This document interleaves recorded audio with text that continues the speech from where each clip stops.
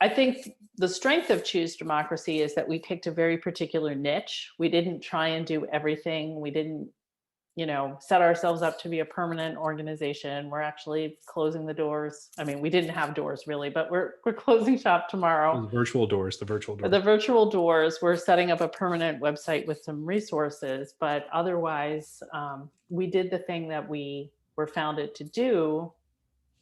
But the flip side of that is there were still all these bad things happening. Like, Trump's lies have had a really long lasting effect on our democracy. And we're going to spend years dealing with people who are convinced that he won. And there wasn't anyone that I saw who had a really good strategy to defeat that. I think going after social media, is one way. Eventually, he got cut off. But yeah, I think people are still trying to figure out, like, so what do we do now about that? So we felt like we did our niche well, but we also could see, there was a hole in the field, maybe. That's what I was just going to ask you, actually, what you just said. I was going to say, what next? Because he really did kind of have the media, the narrative for 10 weeks sort of all to himself. And that was the part that kind of concerned me, that there was no, because I've kind of personally didn't have any faith that Biden and Pelosi were going to assertively stand up to him. And so I was just wondering if there was any thought of that, now that you're kind of shuttering up, but are you also, you have this great, resource, you have, would you say 50,000 people? And, so, do you have any sense that somebody's going to do something with this going forward, or? Well, I think that people are working on different pieces of it, and pretty much all of us at Choose Democracy were engaged in organizing in some way anyway. And so it's more, we're putting the energy back into other organizations. For me, I think there's a whole bunch of things that we need, and some people are calling for dialogue, and some people are saying, no, dialogue's not going to get us anywhere. And some people are focused on the media. The thing that I am focused on, and it sounds like it's in line with what you are too, is how do we build grassroots power? I've just been thinking a lot about my favorite quote from Dr. King: power without love is reckless and abusive. And like, this 4 years is perfect illustration of what that means. Power without love is reckless and abusive. And love without power is sentimental and anemic, which I emphasize that a lot when I'm a Quaker. I go out to speak to Quakers who have a lot of love for everybody, but haven't really built grassroots power. We have to figure out how, if what you really care about is what King called beloved community, inclusivity, climate justice, whatever the just solution is that you want to work for, we need power to institute it. And I think that a lot of people have shied away from that, but it's been a big learning of the last 4 years. It matters who has a majority in the Senate, even though, a lot of us have said, like, oh, the parties aren't that different. It still matters who's in the Senate, and it matters to get progressives in the Senate or in the House. And it matters who's in the streets, and it matters how well organized we are, and it matters how strategic we are in where we exert our pressure. So the piece that I'm taking away is, how do we build more of that? Because these folks aren't going away. And frankly, to the extent that Trump tried to pull off a coup, he didn't do it very well. He didn't have a very well organized plan, but he revealed the weaknesses in our system. Somebody smarter or savvier or more determined could do more damage. And so I think organizing is a key to that, so celebrate today, but we have to get back to it tomorrow. Go ahead. I'm sorry. I was just gonna say, I was on a call earlier in wearing my day job hat, and it was a coalition call with a lot of climate justice leaders and frontline leaders, and it was like in midday, so it's like right when all the Biden executive orders are being issued, and I actually felt like people were pretty distracted in a good way for a change. And but like the facilitator, who's a noted leader in the indigenous environmental community, closed out and he said, "Hey y'all, we made it through 4 years and we're stronger and better for it. The world may not be, but we are. And we're gonna like take that to Biden and Harris now." And I think that's a really important. It gave me goosebumps.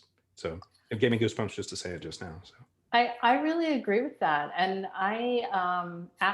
the day after the 2016 election, I decided to start teaching online courses.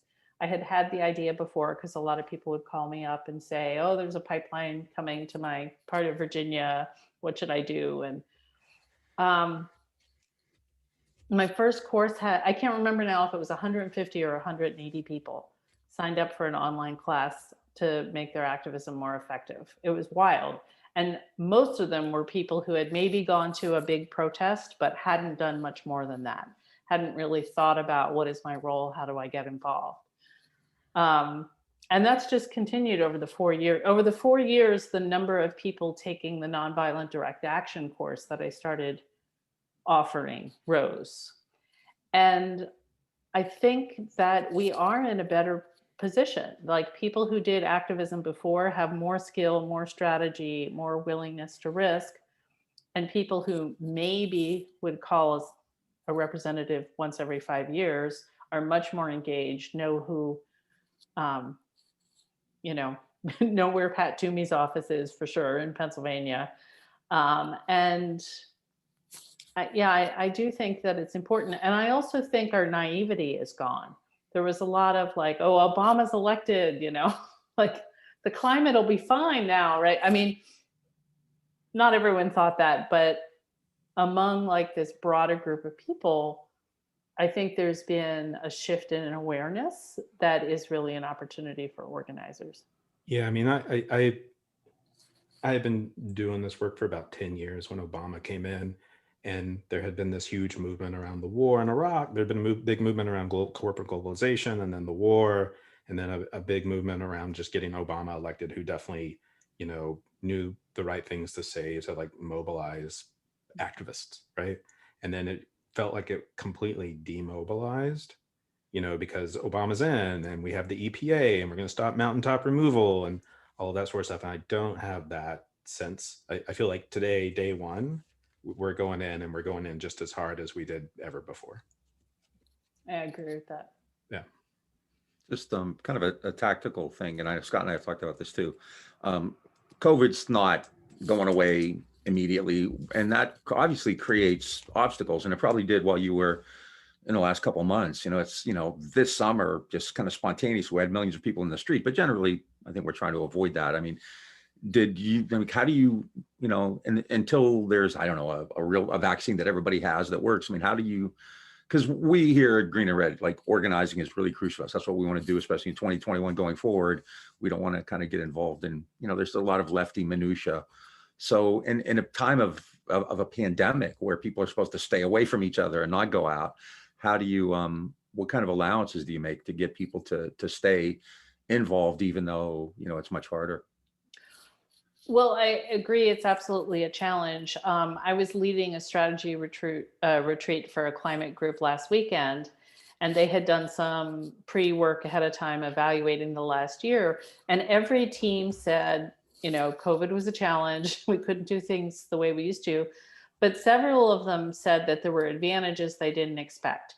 They were able to recruit interns who lived in other states who did a tremendous amount of work for them. One of them said it made us think more about the pressure points on our target because we're just used to going to the streets, and this made us actually think more. And we had our biggest win of the year not being able to do our usual tactic. So there is some of that. I also have seen people do really creative things. Equate had our first kayak action. Our campaign right now is against our local utility in southeastern Pennsylvania, PECO, pushing them for solar jobs. They're on a river. We've been talking for years about, we should get out the kayaks. Well, COVID was the perfect time to do that. When their corporate owners, Exelon, had their annual shareholder meeting early in the pandemic, we did this Well, the previous year, we had actually interrupted their shareholder meeting in person. So we couldn't do that again. The shareholder meeting was going to be online. So we weren't going to be able to interrupt, they've got the mute button. But what we did was we realized all the executives are going to be in their houses. So we had teams of people drive to their houses. And whenever we were able to submit questions electronically, whenever they read one of our questions, the word went out and everybody honked outside the houses of the executives, and then the whole thing was streamed on Facebook through Zoom, these different teams in these different very affluent neighborhoods. I mean, it was kind of fun because you could see what big houses these people live in, right? Making decisions about environmental justice. So it was definitely, took some effort to figure out how to do that. But I think people are figuring out creative ways. To me, the bigger challenge is community. And in a way, it's an incentive for people to stay connected to their activist community. But, I definitely think it's wearing thin on a lot of people, not being able to get a hug at the meeting, not being able to chit chat over the chips or what have you. So I think groups need to just pay extra attention to that and figure out how to nurture community, which is one of the glues that keeps groups together. And I know these are done virtually, but did you have any sense like that a lot of newer, younger people were coming in? At a meeting, you can see, who who's new, that kind of thing. Do you have any sense that you're starting to get a much larger group of younger? I mean, like what we saw in the streets last summer was very inspiring. So I just wonder if that's kind of, you're seeing that as well. Well, that was true of the group that I worked with last weekend, that they have seen, so I'm not sure if I see evidence of that being true across the board. But they definitely were able to have a lot more young people than they have in the past. Equate is intergenerational and always has been. Our young people are actually like all about to turn 30. We sort of had like an older group and a bunch of college students when we founded. And we haven't quite brought in the next generation after that, but I think that energy's around me anyway gone into Sunrise and things like that. I'm kind of curious, talking about climate justice and sort of moving forward now that Trump is out of office. Are there any plans that you'd like to share with us about anything that, it sounds like Equate's working on this campaign with PICO, but is there other any sort of campaign or organizing work that we could lift up right now? That's a great question. I wonder if you might have a better answer to it since you were on this call this afternoon. For the book I'm writing, I've been interviewing people in different campaigns, different places, but I don't feel like I'm part of the national conversation in the way that you are. I'll say that the call I was on today was called Build Back Fossil Free, and it is large coalition, indigenous organizations, frontline organizations, Gulf Coast frontline organizations, people fighting fossil fuels and plastics and every kind of extractions. I would say that every region in the country is represented, and then also a lot of the environmental nonprofit industrial complex is also represented there. The sort of left front of that. So. And the idea is that, to go big and push the Biden administration on climate pretty hard, being that we've lost a lot of ground in the last 4 years. And to be honest, and on many ways, like Paris and Keystone and the CAFE standards in California were all really important to come out of the Obama administration, but there was like so much more that they could have done. And I feel like there's a little bit of this mindset where like, oh, at least we're not losing ground, where, he's auctioning off and more to the highest bidder. But like there was a lot on November 7th, 2016. We still have a long way to go on climate. And, we're further back now than we were then, in my opinion. Yeah, I agree with that. Again, not to overplay the silver lining, but, because of COVID, a lot of people have done things online that would have been in person. Yeah. So I've been part of Gulf Coast gatherings that I wouldn't have been able to be part of before. I've been part of Indigenous-led gatherings. I've been part of New York, strategizing about some of their legislative goals coming forward around climate justice. And so I am curious, like how this time of using more Zoom mostly will help strengthen people. I hope that, in the coming year, we'll be able to combine like old-fashioned in-person organizing with this greater kind of sense of connection.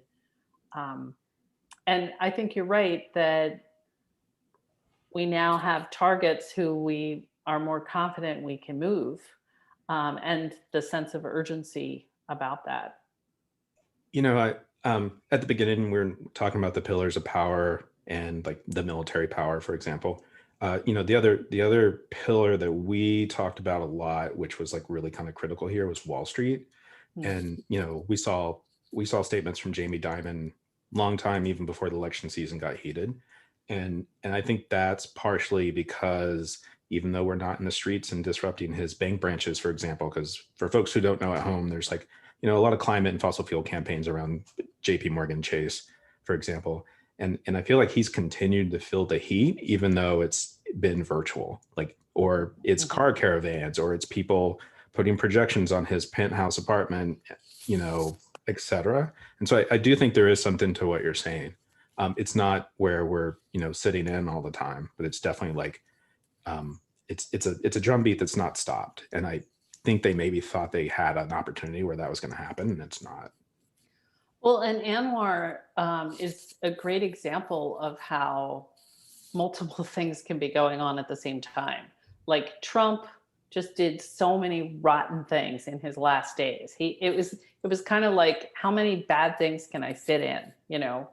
Executions and, encouraging, the auctioning off of potential oil fields in Alaska. I've been part of there was a call from Indigenous people in Alaska for other groups to pray for their organizing efforts. And so Quakers in Alaska organized these sort of regular Quaker prayer times, which were very, very moving to me. I was part of a number of them and kind of helped me feel connected to this struggle far away. And then at the end, there would be an update on what was happening with the campaign. And when the word came in, they finally, the bidding happened, none of the major oil companies showed up. They were expecting billions of dollars, and they got a couple of million. I think it was like 14 million or something.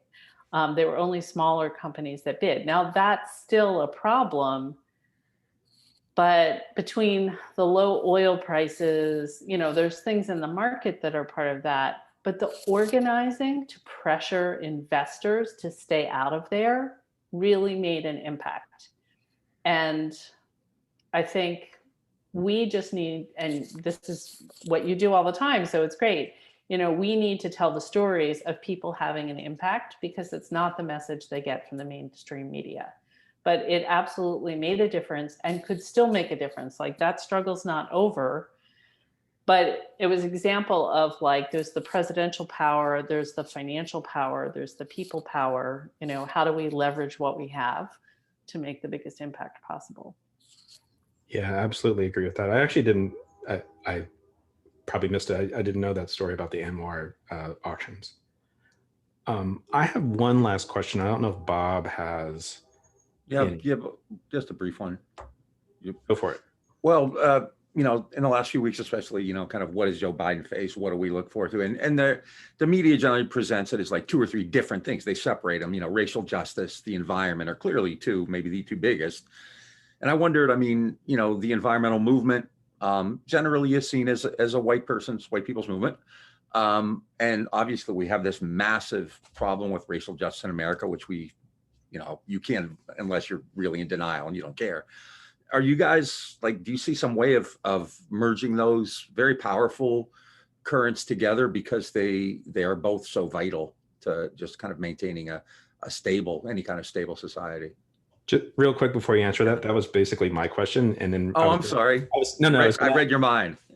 yeah, Bob and I are like, we're connected now. Yeah. But, and I was also going to ask that in regards to the book that you're working on. Yeah, that's great. I don't think it's like a one dramatic moment thing. I think there's been a gradual understanding of how they're connected that has grown. I've seen that kind of on both ends of it, right? But in Earthquaker Action Team, we chose a campaign with a racial justice element as a predominantly white group that's partnered with other organizations, especially an interfaith group that's Black led. And I've watched our white members over the last 5 years really grow in their understanding. Like many of them came in the door because they cared about climate change. And now they get much more how it's connected, partly because of our campaign, but also partly just because of what's changed in America over the last 5 years, right? And definitely the work of the Black Lives Matter movement has brought that more into the fore. I think climate organizations are trying to figure out how to bring that forward. And one of the learnings for me is just that in the interviews that I've done, we wouldn't be in the climate mess we were in if we didn't have communities that we as a country could treat as disposable, right? Whether it's Appalachian communities displaced and poisoned by mountaintop removal coal mining, but the Hispanic communities in Texas who get the fracking wastewater, or the indigenous communities with pipelines over the tar sands, African American communities all over the place getting the coal ash of Duke Energy or the oil refineries in Louisiana. There's just so many places where race and economics, but even race just by itself, plays a role in dividing people as well. So in Louisiana, like it's just textbook how the oil companies play people against each other. I interviewed some old activists of a story where a company, basically hired a racist to join a group and implode it and was extremely successful. It's like so depressing.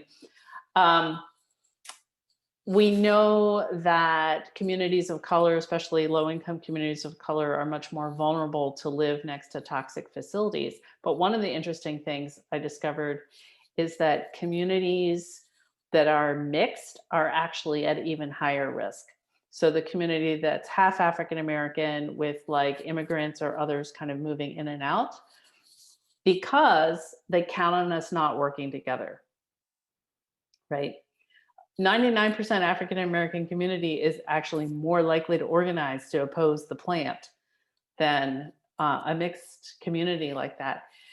And so it does seem crucial to me that we figure out how to talk about these things, how to support each other's movements and see how they're connected, and to call them on that play when they make it. To be really clear that you are not going to be able to pit us against each other. And that means internal work, but it also means learning how to do better alliance building, which was one of the lessons from coup prevention. When we looked at countries that successfully defeated coups, one of the keys was learning to build alliances. And sometimes with people who you don't completely agree with, like getting out of your comfort zone. To build stronger coalitions. So I do think it's a challenge that we can grow into in this country as well. Definitely. I feel like that's the life I live every day. Thank you so much. This has been really great. I really appreciate everything you've done. And, we'll have to have you back on because this is obviously what you're doing is really important out there, getting people, mobilizing them, organizing them. And, we certainly need more of that going forward.